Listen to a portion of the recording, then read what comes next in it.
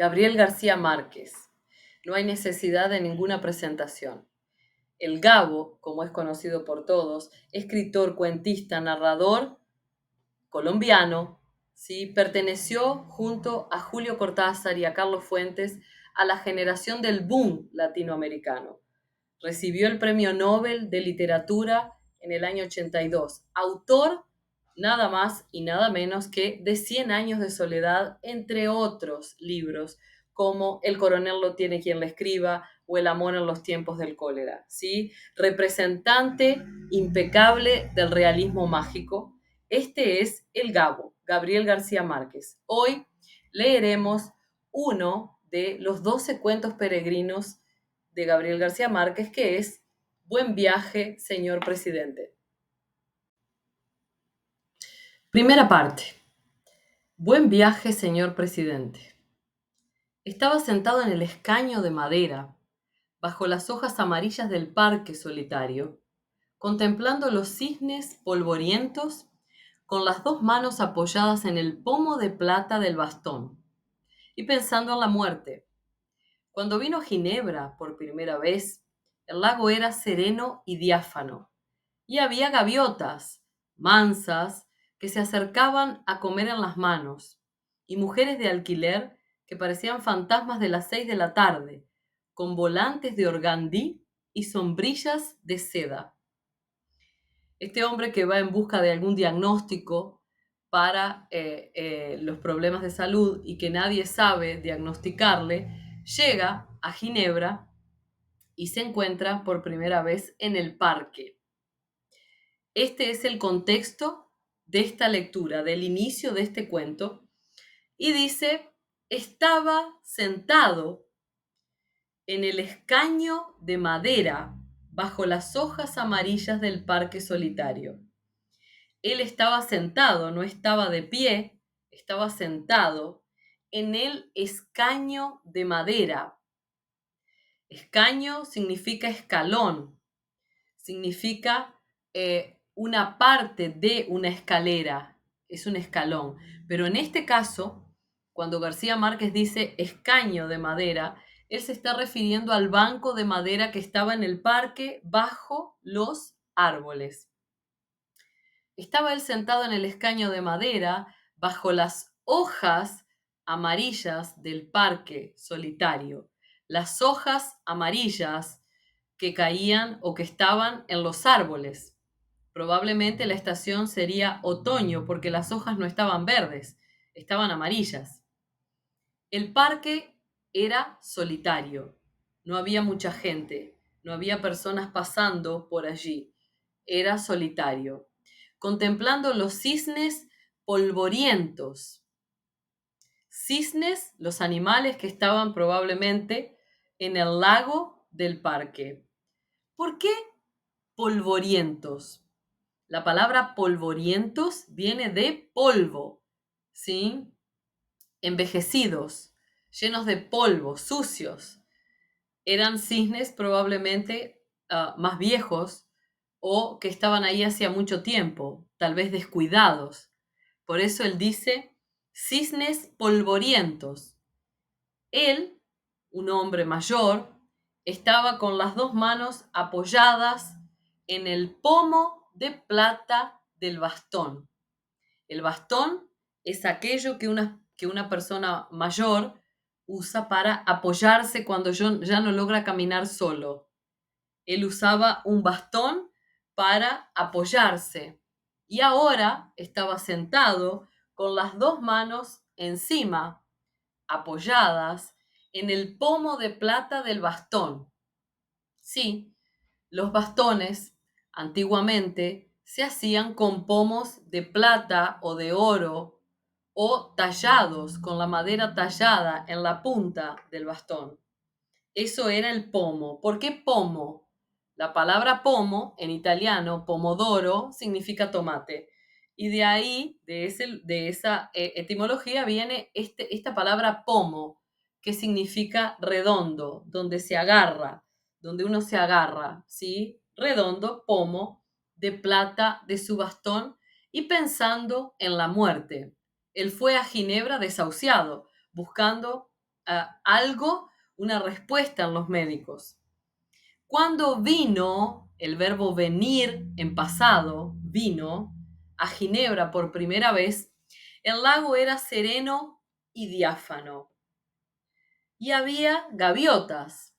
Gaviotas son pájaros, aves, que normalmente estarían por las playas, ¿sí? Las gaviotas, pero en este caso estaban en el parque y eran mansas, no eran violentas ni ariscas, eran mansas y se acercaban a comer en las manos.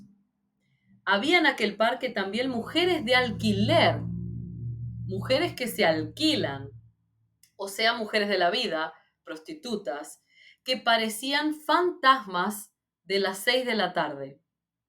¿Por qué para el autor parecían estas mujeres fantasmas de las 6 de la tarde?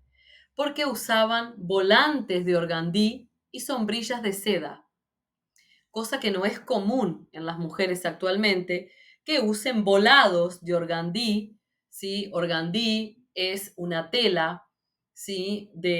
Como si fuera un voile o una tela bordada, como si fuera un broderí, que estas mujeres utilizaban llenas de volantes. Volantes son aquellas camadas de tela que vienen superpuestas y llevaban una sombrilla de seda. Sombrilla normalmente es lo que las personas utilizan en la playa o en el parque para cubrirse del sol.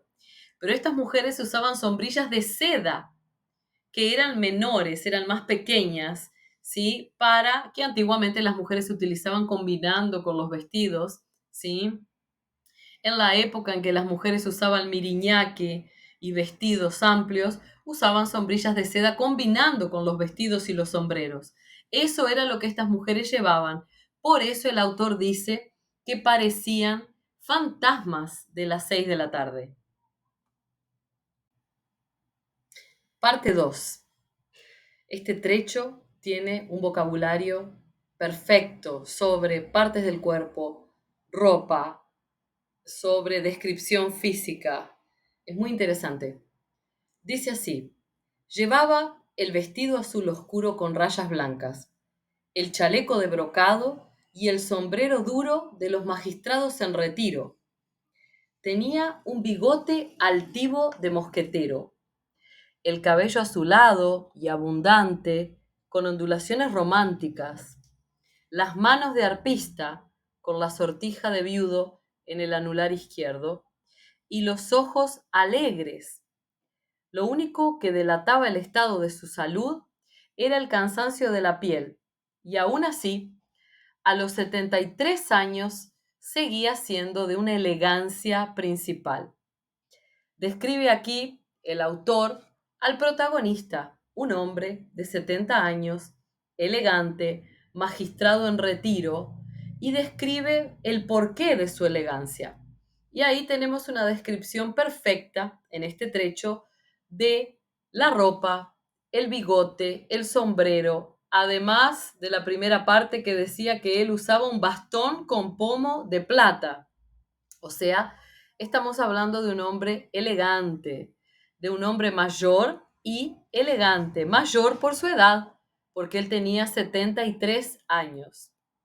Llevaba el vestido azul oscuro con rayas blancas, dice aquí Gabriel García Márquez, recordando que la palabra vestido, específicamente en los textos del Gabo, no significan vestido de mujer, y sí es un regionalismo colombiano que significa traje de hombre, ¿sí? Probablemente pantalón y chaqueta. Ese era el vestido que dice aquí el texto, de color azul oscuro con rayas blancas, ¿sí? Con rayas blancas. Además de llevar el pantalón y la chaqueta, el vestido azul, que dice aquí, él usaba o llevaba un chaleco de brocado. Brocado es el material, es la tela.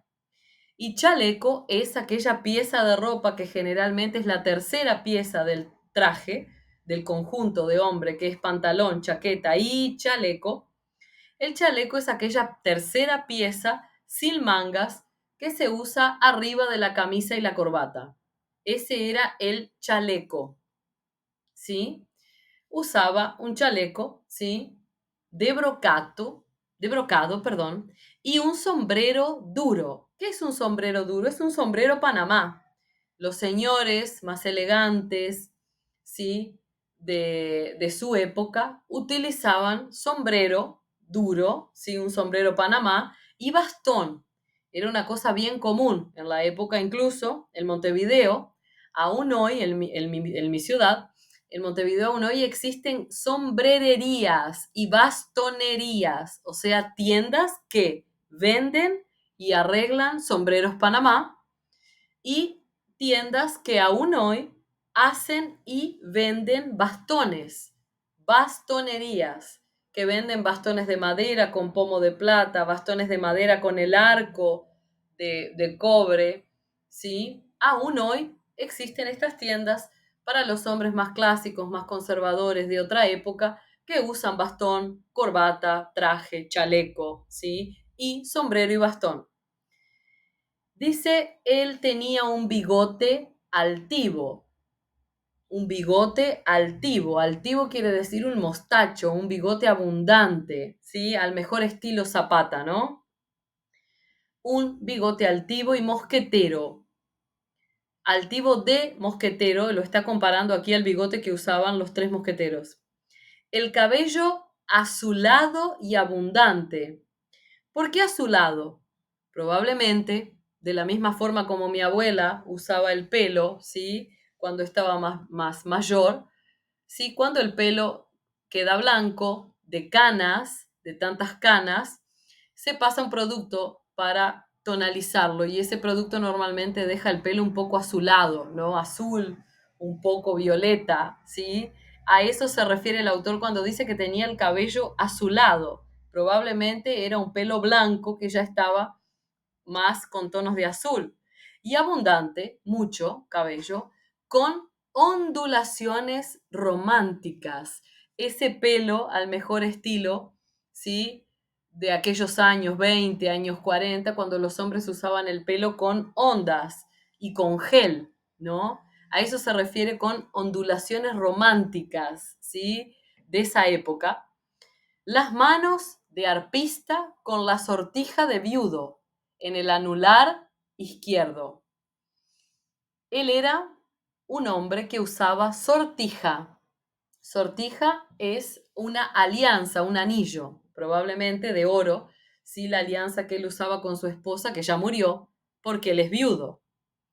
Y él tenía manos de arpista. ¿Qué quiere decir manos de arpista o manos de pianista? Con dedos largos y finos. ¿Sí? Quien toca el arpa tiene dedos largos y finos de arpista, con la sortija de viudo en el dedo anular izquierdo y los ojos alegres. ¿Sí? Los ojos, la mirada alegre. Lo único que delataba el estado de su salud, era el cansancio de la piel. Él era un hombre que parecía jovial, no parecía tener la edad que él tenía. ¿Por qué? Porque el único detalle que demostraba su edad era el cansancio de la piel. Y aún así, seguía siendo un hombre elegante. De los detalles que el autor nos da aquí en este trecho, podemos decir que él era viudo, o sea, su esposa ya murió. Él era un magistrado en retiro, ¿sí? Un magistrado, probablemente un juez o alguien que trabaja en la magistratura. Un magistrado en retiro significa jubilado, que él ya no trabaja más en esa área. Y era un hombre de 73 años, elegante, y por su ropa nos parece ser de una clase social más bien avenida, ¿sí? Entonces, toda esta descripción nos da el autor en este párrafo. Tercera y última parte. Continuamos con la historia de este hombre y dice así el texto. Aquella mañana, sin embargo, se sentía salvo de toda vanidad. Los años de la gloria y el poder habían quedado atrás, sin remedio, y ahora solo permanecían los de la muerte. Había vuelto a Ginebra después de 2 guerras mundiales, en busca de una respuesta terminante para un dolor que los médicos de la Martinica no lograron identificar. Aquí el autor nos revela, finalmente, después de describir a un hombre elegante, a un hombre poderoso, que ahora está en una etapa crucial de su vida, es un magistrado jubilado, el autor finalmente nos revela por qué vino a Ginebra. Y dice que él vino a Ginebra después de 2 guerras mundiales en busca de una respuesta terminante para un dolor. Él tenía una enfermedad que nadie en la Martinica lograba identificar. Sin embargo, él va a Ginebra para intentar encontrar, ¿sí?, alguna explicación para ese dolor que los médicos no identificaban. Aquella mañana, dice el autor, sin embargo, ¿por qué sin embargo? Porque él era un hombre jovial, decía la parte anterior. Él era un hombre alegre, de ojos alegres, juvenil, saludable. Aquella mañana, sin embargo, oponiéndose a la idea anterior, él se sentía salvo de toda vanidad. Él se da cuenta, este hombre percibe que los años del poder y la gloria habían quedado atrás. Los años de ser un político conocido, famoso, importante, habían quedado atrás. Y ahora solo venían los años de la muerte. Y él dice que esos años habían quedado atrás sin remedio. Aquí, ese remedio no se refiere a un medicamento que uno toma cuando tiene un dolor.